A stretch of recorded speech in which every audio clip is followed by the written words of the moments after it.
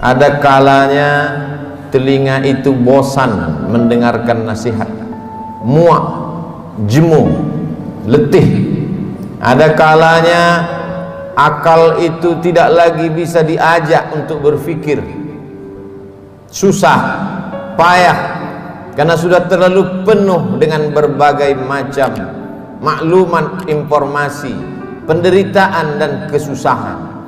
Tapi Allah memberikan jalan lain untuk supaya nasihat itu sampai ke dalam hati melalui kisah. Maka kata Allah kepada Nabi Muhammad sallallahu alaihi wasallam, faqsusil qasasa, ceritakanlah kisah-kisah itu, la'allahum yatafakkarun, biarkan mereka berfikir, biarkan mereka merenung sejenak. Selama jantung masih berdetak, selama darah masih mengalir, mereka masih hidup, hati mereka masih bisa diajak untuk berkompromi. Mungkin kalau dinasihati tidak lagi masuk, tersumbat sudah telinga. Mungkin kalau diajak berdiskusi sudah tidak mempan, saking penat dan lelahnya penderitaan. Tapi kisah-kisah masih menyentuh ke dalam hati sanubari manusia, karena nafas masih berhembus, hayat masih berada di kandung badan. Bagi yang lama tidak juga dikaruniai anak, bacalah kisah Ibrahim alaihissalam yang tidak pernah muak dan bosan berdoa, Rabbi habli minas salihin, berilah aku anak yang saleh.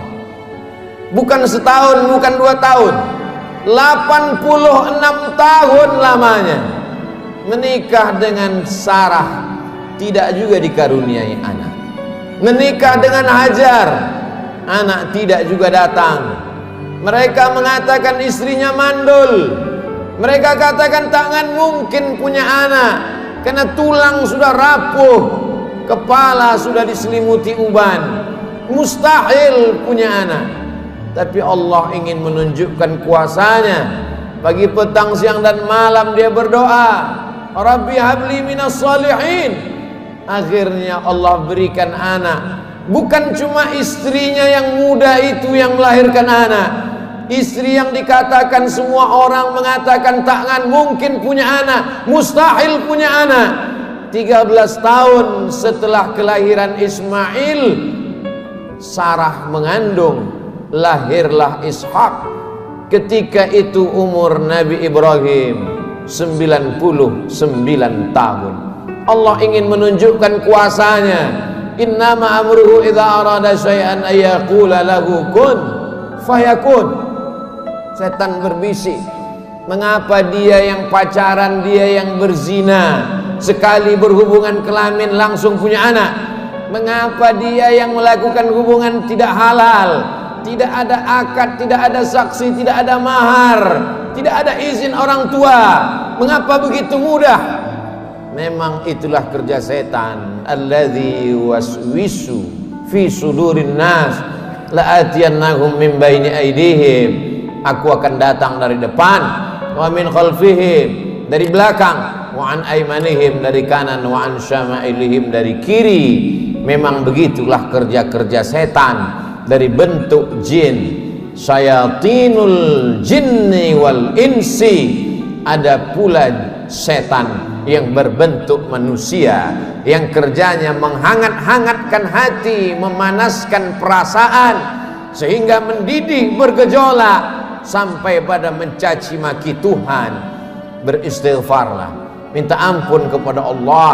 Bacalah kisah-kisah mereka, bagaimana susahnya Nabi Zakaria berdoa kepada Allah, Rabbi habli min ladunka dzurriyyatan thayyibah, berilah aku keturunan yang baik-baik ya Allah.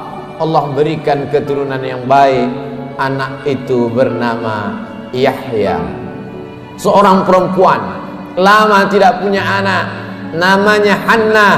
Dia berdoa kepada Allah, Rabbi ya Allah, inni aku nazartu, bernazar, laka ma fi batni muharrara, kalau aku punya anak, kalau aku bisa mengandung, anakku ini akan kujadikan muharrara khalisan li khidmati Baitul Maqdis. Dia tidak akan menjadi petani, dia tidak kusuruh bercocok tanam, dia tidak akan mencari ikan di tengah laut menjadi nelayan, dia tidak akan menjadi pegawai kerajaan. Dia hanya akan aku jadikan muharrara, menjadi pelayan Baitul Maqdis. Hidupnya hanya akan menjadi pelayan rumahmu ya Allah. Dia tidak ada kerja lain. Kuwakafkan anakku ini untukmu ya Allah. Fataqabbalaha rabbuha. Allah kabulkan doanya biqabulin hasanin wa ambataha nabatan hasana. Anak itu tumbuh dengan pertumbuhan yang baik. Wa inni sammaituha Maryam. Anak itu aku beri nama Maryam. Wa inni u'idzuha bika wa dzurriyyataha.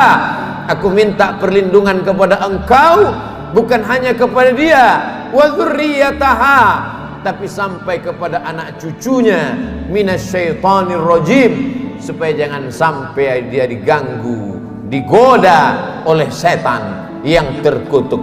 Begitulah mereka orang-orang yang soleh.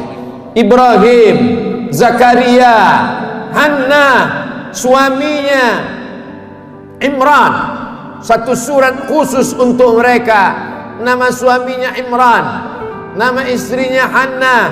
Hannah melahirkan anak Maryam, Maryam melahirkan anak Isa.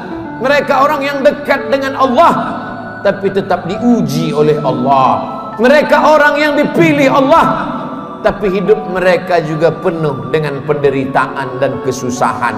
Lalu siapa kita yang baru sekali dua menempelkan kening ke lantai bermunajat kepada Allah, merasa hidup mesti senang, hidup mesti tenang, hidup mesti kenyang, padahal kita tak layak untuk menenteng sandal alas tapak kaki mereka. Kita bukan apa-apa dan kita bukan siapa-siapa.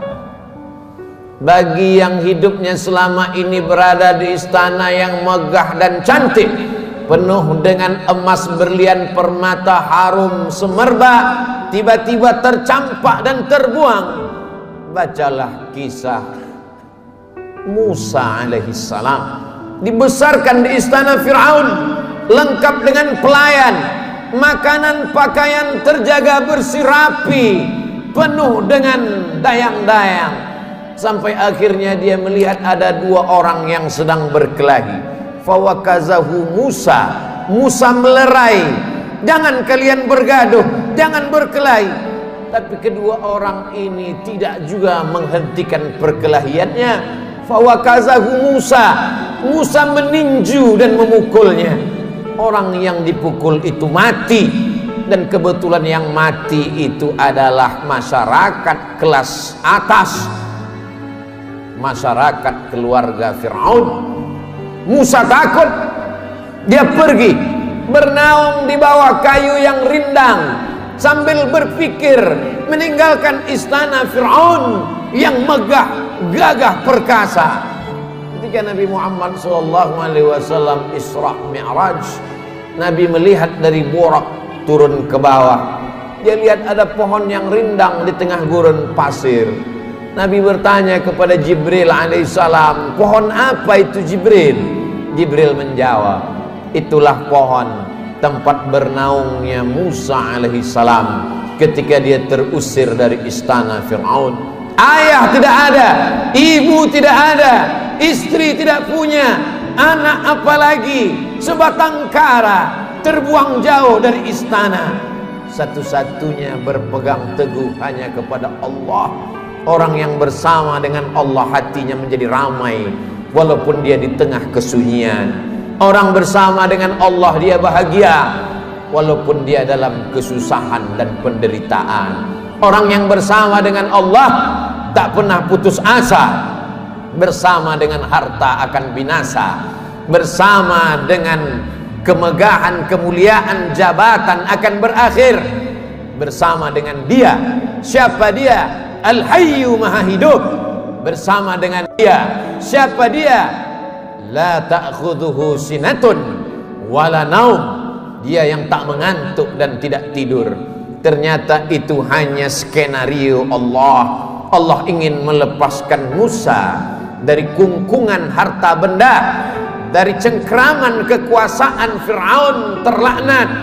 Allah ingin mempertemukan Musa dengan guru yang bijaksana, Syuaib namanya. Dari kejauhan Musa melihat orang ramai, ternyata mereka ngantri untuk mengambil air di sebuah sumur tua yang pintunya tertutup batu yang besar. Tidak sanggup mereka menggeser batu itu, walaupun mereka berkumpul beramai-ramai. Musa dengan kekuatan yang dititipkan Allah menggeser batu itu, dengan mudahnya tutup sumur terbuka. Nabi Musa melihat ada perempuan yang jauh di barisan belakang. Dia panggil perempuan itu untuk mengambil air. Ternyata perempuan itu membalas budi Musa. Dia mengajak Musa untuk berjumpa dengan ayahnya, karena ayahnya lama mencari pengembala kambing.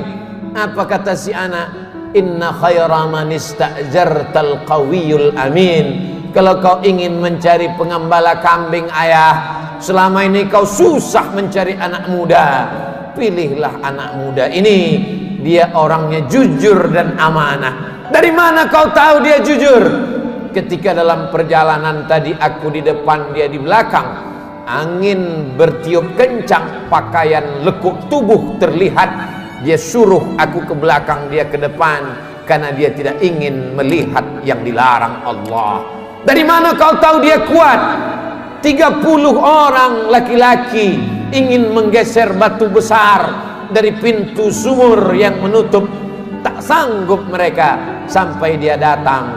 Akhirnya Musa dinikahkan dengan anak Syuaib dengan mahar samaniya hijaj, 8 musim, 8 tahun lamanya mengembalakan kambing. Musa ulul azmi, banyak manusia tapi tak banyak yang dipilih menjadi nabi. Banyak nabi tapi tak banyak yang dipilih menjadi rasul. Banyak rasul tapi tak banyak yang dipilih menjadi ulul azmi. Musa salah satu ulul azmi. Musa yang diajak Allah untuk berbicara. Wa kallamallahu Musa taklima. Tapi sungguh pun begitu, pernah juga dia merasa terasing, kesunyian, kesepian, tercampak, terjatuh dari istana yang megah. Lalu siapa kita? Kita sedang diajak Allah untuk membanding-bandingkan diri dengan orang-orang yang soleh, yang hebat itu. Engkau yang ditugaskan untuk menjadi guru agama, menjadi juru dakwah di tempat yang jauh, di tengah hutan belantara, melewati air gelombang pasang, melewati sungai, melewati batu karang yang tajam, sampai di tempat tujuan tidak disambut dengan tola'al badru alaina. Kau tak disambut dengan marhaban, kau tak disambut dengan permadani merah, kau tak disambut dengan sukacita, dicaci maki, diejek. Akhirnya hati merasa marah, panas, meninggalkan dakwah, masuk ke dalam perahu. Perahu terombang-ambing di tengah lautan. Nampaknya barang-barang mesti dicampakkan, satu persatu barang-barang dibuang ke laut. Namun perahu tetap juga penuh akan tenggelam. Mau tidak mau, suka tidak suka, penumpang mesti diundi, dan undian itu jatuh ke tanganmu 3 kali. Kalau sudah 3 kali tak ada pilihan, kau mesti dicampakkan ke tengah laut. Mulut ikan nun sudah siap menganga menelan, berada dalam 3 kegelapan. Gelap malam, gelap lautan, gelap perut ikan. Ada kalanya kita merasakan kegelapan, hutang keliling pinggang, satu pun tak ada yang suka. Kawan menjadi lawan, keluarga menjadi musuh. Apa yang dapat kau ucapkan? Itu yang dirasakan oleh Nabi Yunus alaihi salam. Dia hanya berucap dengan mulutnya, la ilaha illa anta subhanaka inni kuntu minaz zalimin.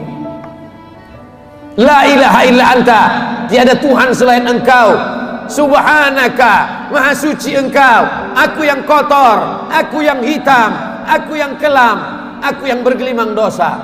Inni kuntu minaz zalimin, aku sudah zalim, aku sudah aniaya, aku sudah buat dosa. Apa yang dilakukan Allah? Ikan itu memuntahkan isi perutnya.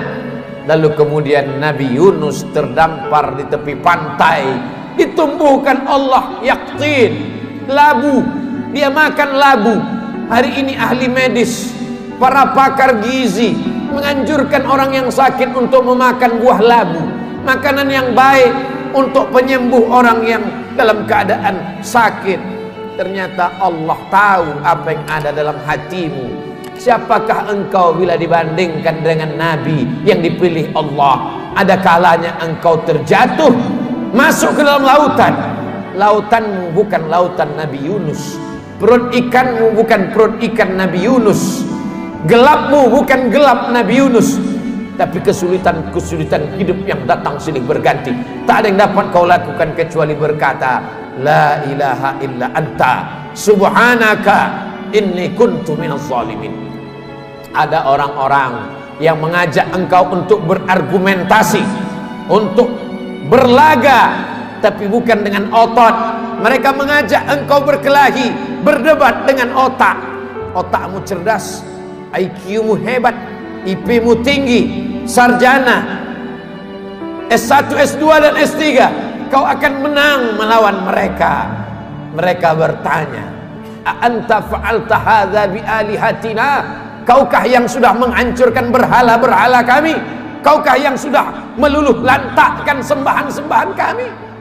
Dengan ringan dia menjawab, bal fa'alahu kabiruhum hadza. Bukan aku yang menghancurkannya. Yang menghancurkan berhala ini, patung-patung ini adalah patung yang paling besar.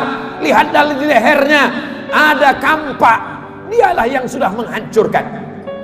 Ternyata orang-orang yang hebat berargumentasi itu, ketika dia kalah, dia tidak pakai otaknya, tapi yang dia pakai ototnya, yang dia pakai tenaganya, yang dia pakai kekuasaannya, yang dia pakai jabatannya.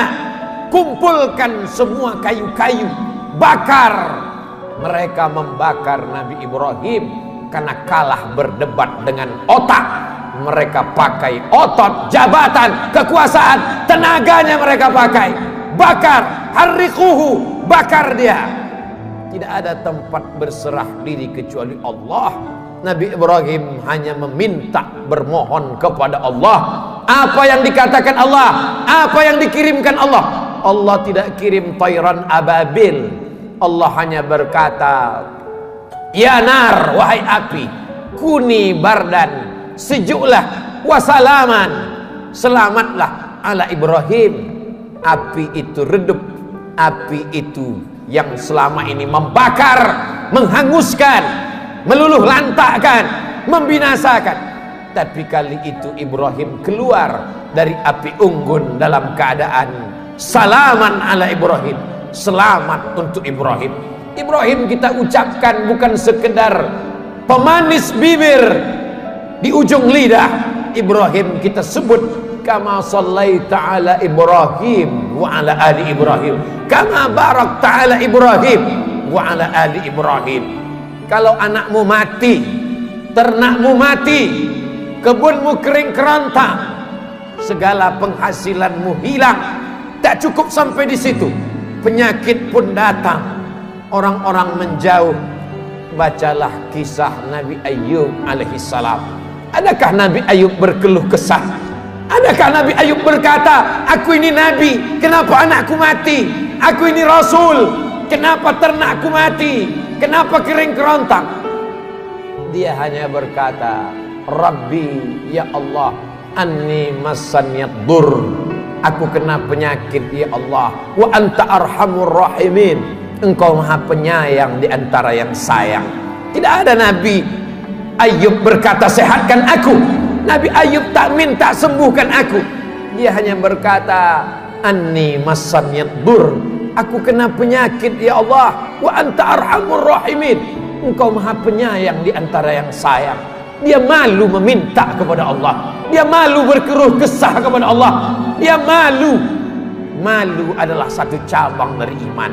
Malu kepada manusia biasa, malu kepada malaikat biasa, tapi ini malu berkeluh kesah kepada Allah, malu meminta kepada Allah. Itulah akhlak para nabi. Faqsusil qasasa, ceritakan kisah-kisah itu, la'allahum yatafakkarun, mudah-mudahan mereka berfikir. Kembali kepada Al-Quran, baca Al-Quran, baca terjemah, baca kisahnya, menyejukkan hati, menenangkan jiwa. Barakallahu li wa lakum fil Qur'anil azim wa nafa'ani wa iyyakum bima fihi minal ayati wadh-dhikril hakim wa taqabbala minni wa minkum tilawatahu innahu huwal ghafurur rahim.